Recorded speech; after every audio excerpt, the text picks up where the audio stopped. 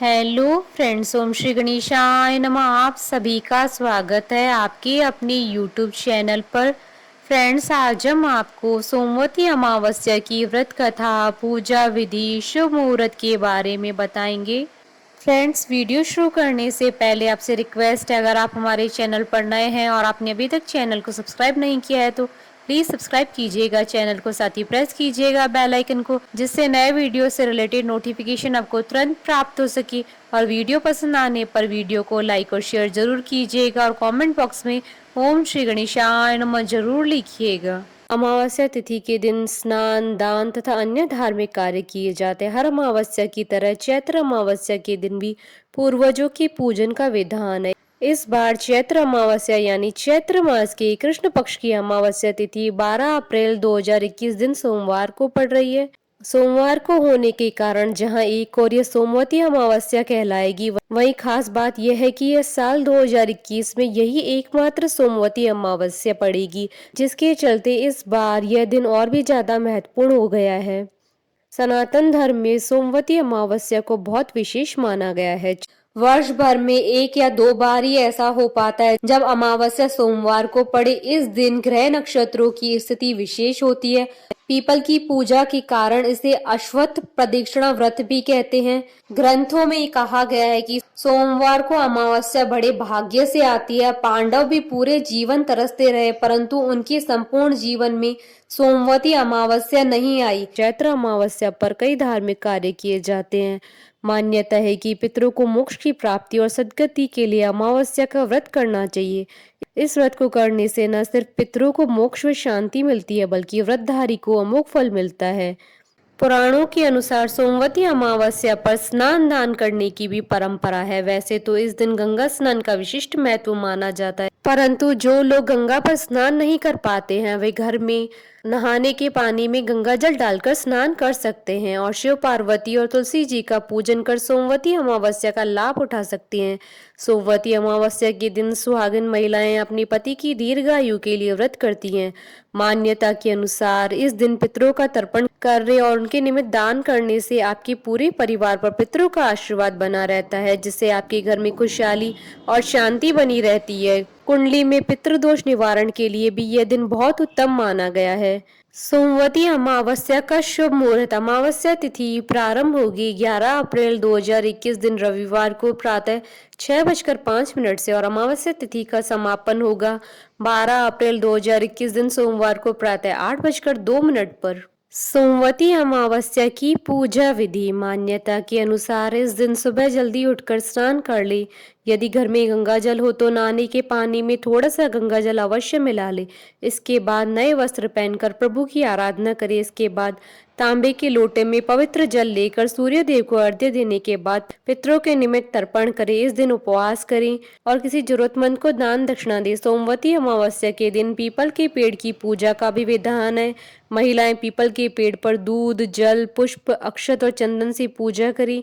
People में 108 बार धागा लपेटकर परिक्रमा करें और संतान व पति की लंबी आयु की प्रार्थना करें। इस दिन भगवान श्री हरि विष्णु की पूजा करना बहुत ही शुभ माना जाता है, इसलिए एक साफ चौकी पर भगवान विष्णु की प्रतिमा स्थापित करें।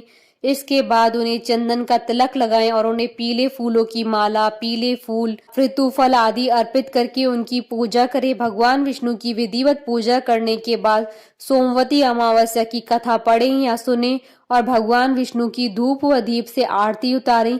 इसके बाद भगवान विष्णु को पीली मिठाई का भोग लगाएं। सोमवती अमावस्या की कथा। पौराणिक कथा के अनुसार एक गरीब ब्राह्मण परिवार था।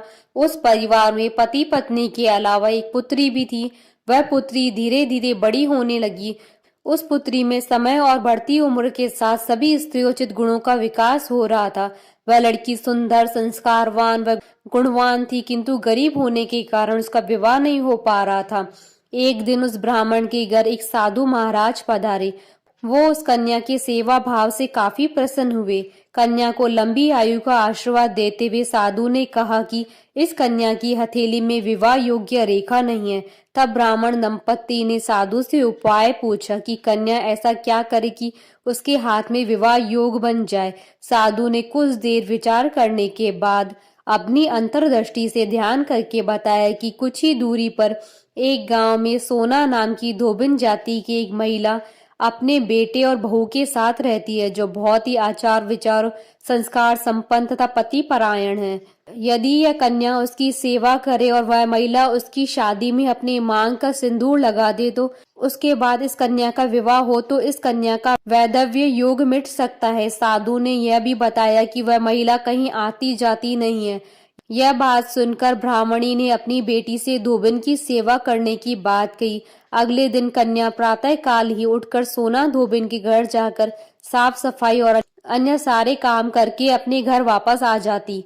एक दिन सोना धोबिन अपनी बहू से पूछती है कि तुम तो सुबह उठकर ही सारे काम कर लेती हो और पता भी नहीं चलता। बहू ने कहा, माँ जी, मैंने तो सोचा कि आप ही सुबह उठकर सारे काम खुद ही खत्म कर लेती हैं, मैं तो देर से उठती हूँ। इस पर दोनों सास बहू निगरानी करने लगी कि कौन है जो सुबह ही घर का सारा काम करके चला जाता है। कई दिनों के बाद जब धोबिन ने देखा कि एक कन्या मुंह अंधेरे घर में आती है और सारे काम करने के बाद चली जाती है, जब वह जाने लगी तो सोना धोबिन उसके पैरों पर गिर पड़ी और पूछने लगी कि आप कौन हैं और आप इस तरह छुपकर मेरे घर की चाकरी क्यों करती हैं। तब कन्या ने साधु द्वारा कही गई सारी बात बताई। सोना धोबिन पति परायण थी, उसमें तेज था, वह तैयार हो गई। सोना धोबिन के पति थोड़ा अस्वस्थ थे। उसने अपनी बहू से अपने लौट आने तक घर पर ही रहने को कहा। सोना धोबिन ने जैसे ही अपनी मांग का सिंदूर उस कन्या की मांग में लगाया, उसका पति मर गया। उसे इस बात का पता चल गया, वह घर से निराजली चली थी। यह सोचकर ही रास्ते में कहीं पीपल का पेड़ मिलेगा तो उससे भंवरी देकर और उसकी परिक्रमा करके ही जल ग्रहण करेगी। उस दिन सोमवती अमावस्या थी। ब्राह्मण के घर मिले हुए पुए पकवान की जगह उसने ईंट के टुकड़ों से 108 बार भंवरी देकर 108 बार पीपल के पेड़ की परिक्रमा की और उसके बाद जल ग्रहण किया। ऐसा करते ही उसके पति की मुर्दा शरीर में वापस जान आ गई। धोबिन का पति वापस जीवित हो उठा। इसलिए सोमवती अमावस्या के दिन से शुरू करके जो व्यक्ति हर अमावस्या के दिन भंवरी देता है, उसके सुख और सौभाग्य में वृद्धि होती है। पीपल के पेड़ में सभी देवताओं का वास होता है, अतः जो व्यक्ति हर अमावस्या को न कर सके, वह सोमवार को पड़ने वाली अमावस्या के दिन 108 वस्तुओं की भंवरी देकर सोना धोबिन और गौरी गणेश का पूजन करता है, उसे अखंड सौभाग्य की प्राप्ति होती है। ऐसी प्रचलित परंपरा है कि पहली सोमवती अमावस्या के दिन धान, पान, हल्दी, सिंदूर, सुपारी की भंवरी दी जाती है। उसके बाद ही सोमवती अमावस्या को अपने सामर्थ्य के हिसाब से फल, मिठाई, स्वाग सामग्री, खाने की सामग्री इत्यादि की भंवरी दी जाती है और फिर भंवरी पर चढ़ाया गया सामान किसी सुपात्र, ब्राह्मण या ननद या भांजे को दिया जा सकता है। हमारे साथ इस वीडियो में अंत तक बने रहने के लिए आपका धन्यवाद। ओम श्री गणेशाय नमः।